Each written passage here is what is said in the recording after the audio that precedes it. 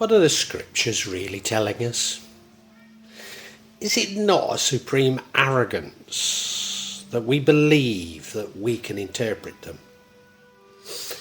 That we are more advanced than the ancients, that we're more advanced than those who first spoke them and then finally wrote them down. That these oral traditions should be interpreted literally.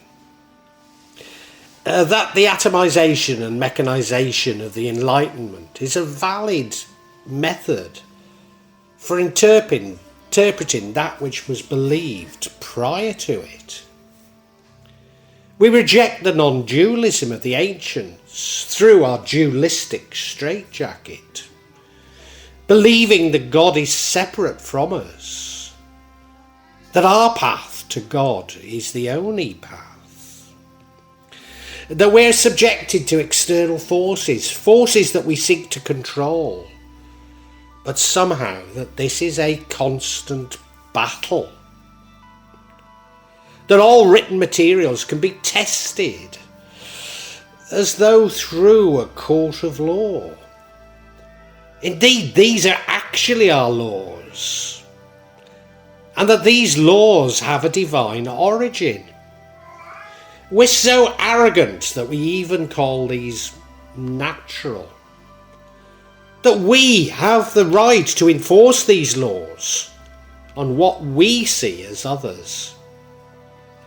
We're so arrogant that we believe we are individual organisms, unconnected to nature, that nature itself is somehow dangerous and needs to be controlled,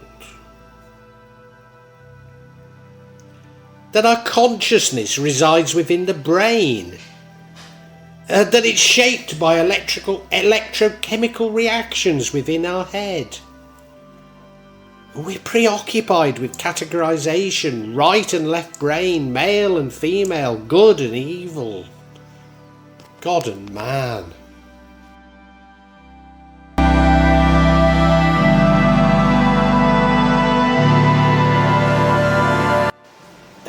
But what if the scriptures are really telling us that we must unite all polarities?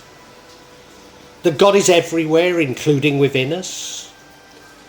That God does not create our universe separately and independently from us? That's right, we're actually creating our universe or universes with God's blessing. If we do co-create this universe or universes with God, then what influences our co-creation? Could it be personality? You may want to call it archetypes. Is this really what the scriptures are telling us? But if we're at one with all humanity, at one with nature, at one with the universe, at one with God, then could we be all personalities, all archetypes? Then what we fear is fear in ourselves. Yes, we live in fear of our own shadow. Is the shadow reflecting that we live in God's shadow? That our location within the temporal plane, time and space, actually prevents us from comprehending the non-temporal planes, those planes that are closer to God. How do we achieve this oneness? Is it not through unifying all polarities? Call it yin and yang if you like, but maybe it's much more. Why do we instinctively reject this? Is it not our beliefs? Beliefs that have been handed to us, spoon-fed if you like, via the Enlightenment. Would this not mean that science can never help us to comprehend the real purpose of humanity? Even that religion itself so often takes us further away from God. But then so often at the fringes of science, there are the very same clues which exist in the scriptures. Although incredible though it may seem, the CIA have actually studied these issues. A declassified document outlines the Gateway experience, which was a part of Operation Stargate. Although critically, page 25 remains redacted. Some have said that it describes the awakening of the third eye, but I have no idea. Indeed, I've already spoken about this in my vlog, The Consciousness Matrix. Robert Monroe of the Monroe Institute promoted the use of altered consciousness and out-of-body experience, whilst experimenting with sleep learning.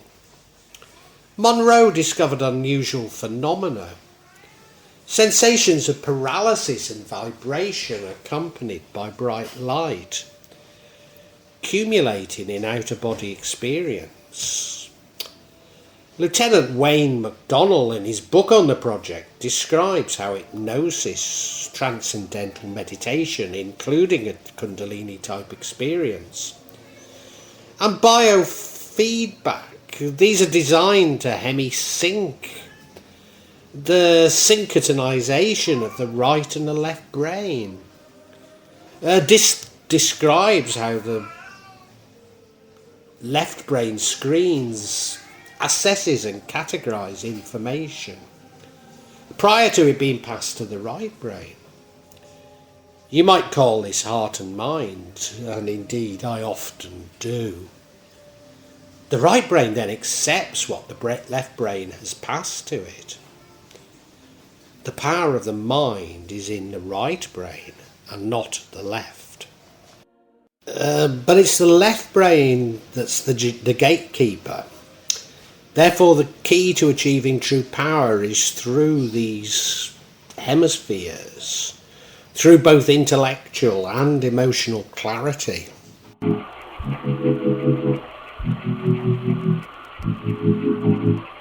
But the Gateway experience went much further. Energy creates, stores and retrieves meaning in the universe by projecting or expanding at certain frequencies in a three-dimensional mode that creates a holographic pattern. Holograms are capable of encoding so much detail that the part encodes the whole. As energy passes through the various aspects of the universal hologram and is perceived by electrostatic fields which comprise the human mind, the holographic images being conveyed are projected upon those electrostatic fields of the mind. They're understood to the extent that the electrostatic field is operating at a frequency and amplitude that can harmonise with and therefore read the energy passing through it. The atomic structure is composed of oscillating energy grids surrounded by other energy grids at tremendous speeds. These oscillation rates vary. The nucleus of an atom vibrates at 10 to the power of 22. A molecule vibrates at 10 to the power of 9. A human cell vibrates at 10 to the power of 3. The point is that the entire universe is one complex system of energy fields. States of matter in this conception then are merely variations in the state of energy. The Gateway experience also considered that consciousness could transcend the temporal plane.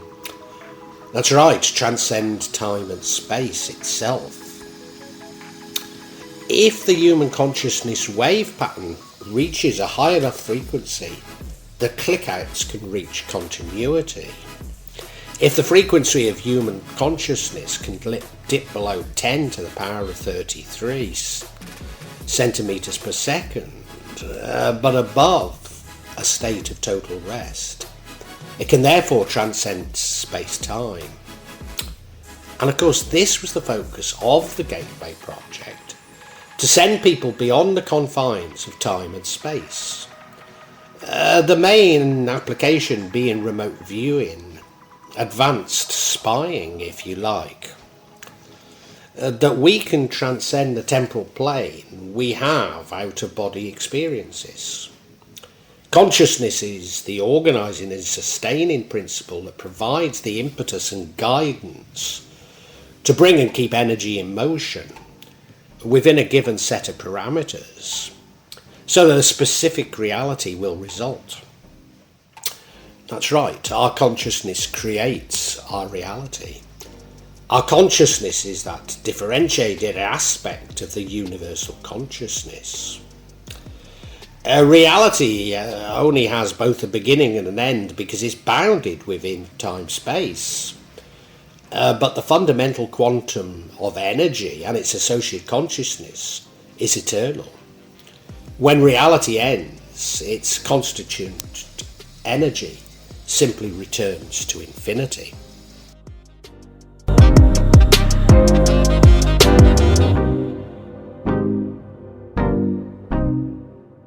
The gateway experience and the associated Hemi-sync technique is designed for humans to achieve this state and establish a coherent pattern of perception in the newly realised dimensions. So the Gateway project goes through the following stages: an induced state of calm, blood pressure lowers, circulatory system, skeleton and other organ systems begin to vibrate at 7 to 7.5 cycles per second. Increased resonance is achieved. The resulting sound waves matches the electrostatic field of the Earth. The body and Earth and other similarly tuned minds become a single energy continuum. One particularly interesting technique is that of colour breathing. And although I personally mentioned it, it's interesting because it's a technique for personal healing that has great resonance with me.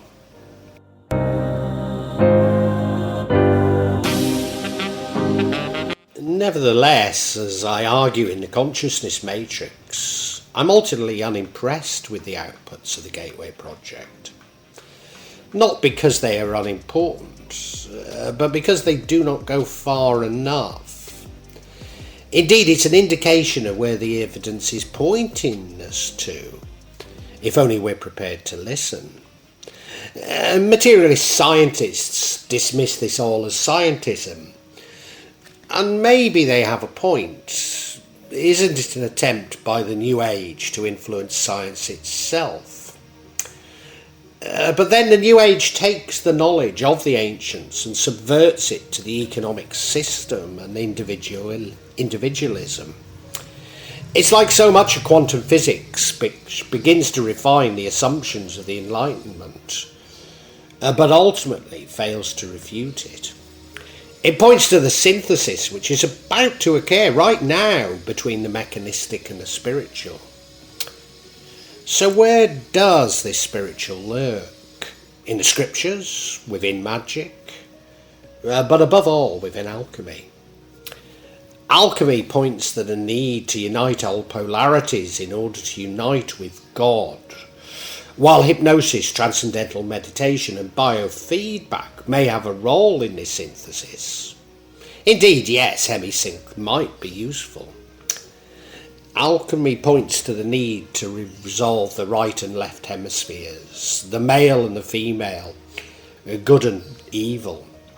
Alchemy shows us the real techniques revolve around suppressing our own ego, suppressing the self, for we all are one. And just maybe we really all are one, that we exhibit all the different personalities or archetypes within different universes. That what we see as everyone actually resides in a different universe, that each will have resonance with others for us to believe them to be shared.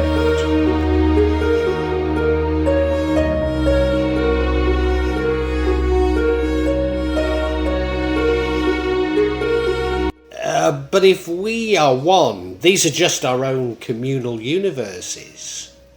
So our enemies and our adversaries really are our own shadow self. This would also mean that those people we love are actually ourselves. If we are one, then we love ourselves. Then to love ourselves is to love others. For it's love that reduces entropy, bringing about the harmony within ourselves and within our universe or universes. Even though information cannot be destroyed, entropy is believed to destroy memory. The information doesn't go away, but it can no longer be accessed. This is related to the black hole information loss problem. It's long been believed that physical information can't be destroyed. All particles either retain their original form, or if they change, that change impacts other particles. So the first set of particles' original state could be inferred at the end. If a black hole disappears, then the information present in any other object that may have been sucked into it seemingly disappears too. But what is memory within space, without time and space? How can there be memory without time?